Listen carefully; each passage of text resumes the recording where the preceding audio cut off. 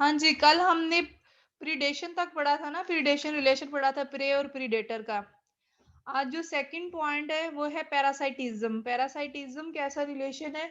ये एसोसिएशन है between two organisms, यानी एक होस्ट होगा और एक पैरासाइट होगा। होस्ट और पैरासाइट्स में जो एसोसिएशन है वो पैरासाइटिज्म कहलाती है। और अब ये कैसी एसोसिएशन है कि इसमें क्या होता है कि जो होस्ट होता है ना, वो पैरासाइट को फूड प्रोटेक्शन प्रोवाइड कर रहा होता है फॉर इट्स सर्वाइवल। और बदले में पैरासाइट्स क्या है, वो होस्ट को नुकसान भी पहुंचा सकते हैं, फायदा भी पहुंचा सकते हैं, लेकिन मोस्टली पैरासाइटिज्म में जो है वो नुकसान ही होता है। ठीक है। अब यहाँ पे एक टर्म यूज हुई है इन्फेस्टेशंस। इन्फेस्टेशंस क्या है? यानी disease in living organism which are caused by parasites. ठीक है, यानी पैरासाइट्स की वजह से लिविंग ऑर्गेनिज्म की बॉडी में कोई डिजीज हो, इसके लिए हम टर्म यूज करते हैं इन्फेस्टेशंस। अब कहते हैं दो तरह की पैरासाइटिज्म जो है वो डिजीज होती है, दो तरह की ये पैरासाइट्स होते हैं, एक्टोपैरासाइट्स हैं और एंडोपैरासाइट्स हैं। अब एक्टोपैरासाइट्स का क्या मतलब है, एंडो का क्या मतलब है? एक्टो वर्ड ही शो कर रहा है आउटसाइड और एंडो विद इन बॉडी या इनसाइड। एक्टोपैरासाइट्स की डेफिनेशन क्या होगी? The parasites which live outside the body of the host. यानी ऐसे पैरासाइट्स जो लिविंग ऑर्गेनिज्म की बॉडी के ऊपर रह के उन्हें नुकसान पहुंचाए या उनसे फूड ले, शेल्टर ले, प्रोटेक्शन ले, ऐसे पैरासाइट्स को हम नेम देते हैं एक्टोपैरासाइट्स। फॉर एग्जाम्पल यहाँ पे डेंड्रफ है। डेंड्रफ एक फंजाई है जो कि हेयर्स में होती है। ठीक है, और हेयर्स को नुकसान पहुंचाती है। ये आउटसाइड ही है बॉडी के। लाइसिस जो जुएं होती हैं, फ्लीज, पस्सू है, बेड बग्स, ये खटमल वगैरह है, इंसेक्ट्स हैं ये सारे। इसके अलावा मॉस्किटोज हैं। ठीक है, ये हमारी बॉडी की आउटसाइड से हमें क्या करते हैं? नुकसान पहुंचाते हैं, और बदले में ये जो है फूड वगैरह लेते हैं, nutrition. On the other hand जो सेकंड टर्म में दूसरी तरह के पैरासाइट्स हैं वो एंडोपैरासाइट्स हैं। Endo mean with in body, ये हमारी बॉडी के अंदर जाके हमें नुकसान पहुंचाएंगे। The parasite which live inside the body of host. Host mean जिसके बॉडी में ये रह रहे हैं, जो इसका मेजबान होता है। अब इसकी एग्जांपल्स क्या है? जितने भी ये वर्म्स है, टेप वर्म है, राउंड वर्म है, हुक है, पिन है, ये ह्यूमन के इंटेस्टाइन में रह के क्या करते हैं? अपनी फूड लेते हैं और बदले में जो है ये अल्सर वगैरह काज करते हैं, जख्म काज कर देते हैं। ठीक है, ये पैरासाइटिज्म है क्या, रिलेशन क्या है, इन्फेस्टेशन क्या है, और कितनी टाइप्स के पैरासाइट्स है, एक्टो एंडो विद एग्जांपल्स, ये सारी स्लाइड आपने इसी तरह करनी है। नेक्स्ट जो रिलेशन है वो है सिम्बियोसिस। सिम्बियोसिस कैसा रिलेशन है? ये भी दो ऑर्गेनिज्म के दरमियान एसोसिएशन है। अब कह रहे हैं ये एसोसिएशन ऐसा है कि इसमें दोनों ऑर्गेनिज्म को एक दूसरे से बेनिफिट हो सकता है। एक कंडीशन ये है कि दोनों को ही बेनिफिट हो सकता है, नुकसान किसी को नहीं है। और एक कंडीशन ऐसी होगी कि एक को नुकसान है और दूसरे को फायदा है। तीसरी में ये होगा कि एक को फायदा है, दूसरे को ना नुकसान है ना ही फायदा है। ये किन किन टर्म्स में सिम्बियोसिस है, ये हम वन बाय वन डिस्कस करते हैं। यहाँ पे दो काइंड्स बताई हुई है, म्यूचुअलिज्म और कमेंसलिज्म। सिम्बियोसिस में आप जो है पैरासाइटिज्म को भी जो है वो लिख सकते हैं।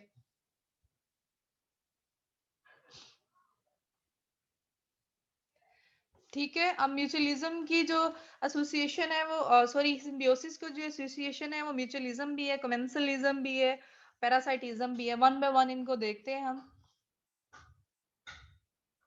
अच्छा, सिम्बियोसिस की डेफिनेशन यहाँ पे, ये सिम का मतलब है सेम, ठीक है, और बायो यहाँ पे, बायोसिस का मतलब वही लिविंग बॉडी, यानी ऐसा रिलेशनशिप है वेयर टू और more species live closely together. They are, मतलब वो दोनों एक दूसरे को फायदा पहुंचा रहे हैं। ये एक फायदा पहुंचा रहा है, दूसरे को ना ही फायदा हो रहा है ना नुकसान हो रहा है। ये एक को फायदा हो रहा है, दूसरे को नुकसान हो रहा है। ये इस तरह की एसोसिएशन होती है बिटवीन टू लिविंग बॉडी। अब यहाँ पे जो है टर्म जो है कंसेप्चुअल बताई हुई है। एक म्यूचुअलिज्म वर्ड है, दूसरा कमेंसलिज्म है, थर्ड वन इज पैरासाइटिज्म।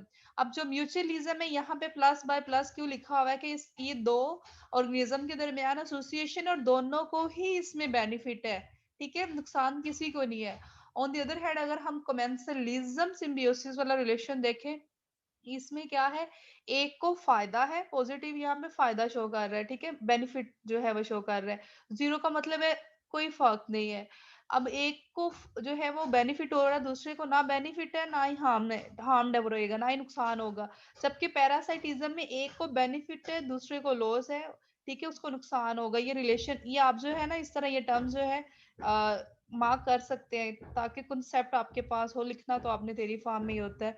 अच्छा, नेक्स्ट है म्यूचुअलिज्म। हमने भी देखा है कि म्यूचुअलिज्म में दोनों को ही फायदा होगा, ये प्लस बाय प्लस थी।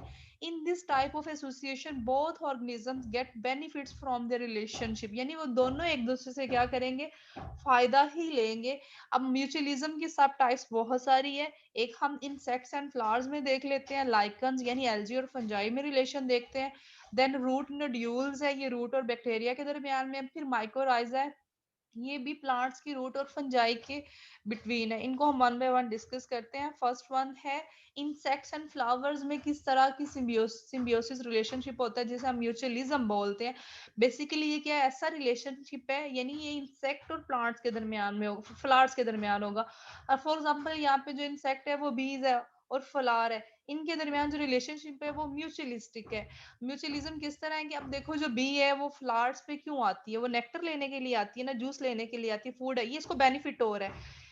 अब इसको बी को तो बेनिफिट हो रहा है, हम कह रहे हैं इसमें दोनों को बेनिफिट होगा। प्लांट्स को किस तरह बेनिफिट होगा, आपने पोलिनेशन पढ़ा है कि जब जो है ये इंसेक्ट्स वगैरह फ्लावर्स पे बैठते हैं तो इनकी बॉडी पे पोलन ग्रेन्स लग जाते हैं, फिर वो एक फ्लावर से दूसरे फ्लावर पे जब जाते हैं फ्लाइंग करते हैं तो वो इस तरह स्कैटर होते हैं, स्प्रेड होते हैं, यानी एक से दूसरी जगह पोलन ग्रेन जो होते हैं वो कैरी हो जाते हैं और वहां पे भी क्या हो जाता है, प्लांट ग्रो कर जाता है। तो इसके बदले में उसने नेक्टर ले लिया और प्लांट्स की जो है वो जर्मिनेशन के लिए पोलन ग्रेन जो है वो एक जगह से दूसरी जगह ट्रांसफर हो गया। इसमें दोनों को बेनिफिट हो रहा है, that's why known as mutualism.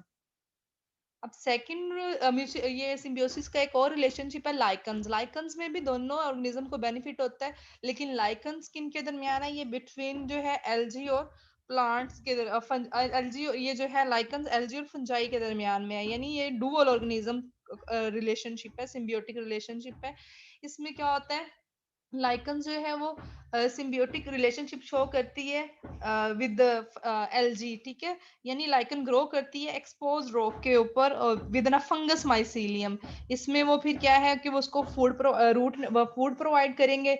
Lichen जो है वो और ये शेल्टर लेंगे, ठीक है, और बदले में उसको फूड प्रोवाइड करेंगे। ये प्लांट्स के दिखाया हुआ ये फंजाई और एल्गी के दरमियान है, दोनों एक दूसरे से बेनिफिट ले रहे हैं। नेक्स्ट वन जो है वो रूट नोड्यूल्स है। अब जो रूट नोड्यूल्स है ये relationship between root and bacteria है। अब जो प्लांट्स की ये आप देख रहे हैं पॉट में ये प्लांट है और ये इसकी रूट्स हैं, ये जो जड़ें हैं ना इस यहाँ पे इनहेबिट कर रहे होते हैं, रह रहे होते हैं, inhabit the roots forming root nodules. Bacteria यहाँ पे रह रहे होते हैं, ठीक है। ये उन्होंने इसका क्रॉस सेक्शन जो है बड़ा करके दिखाया है कि ये रूट नोड्यूल्स में ये बैक्टीरिया है।